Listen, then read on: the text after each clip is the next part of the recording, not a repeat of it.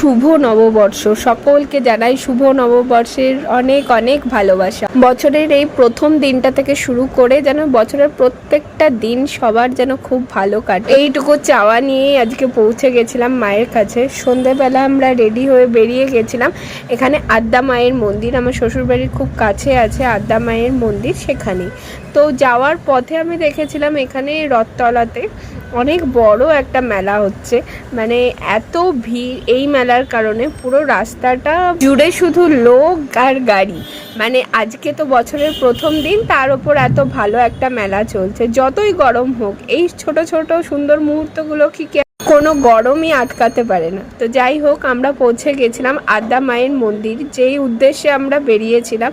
আর মাকে এখানে দেখতে পাচ্ছ এত সুন্দর করে সাজানো হয়েছে মাকে, পুরো মন্দিরটাকে।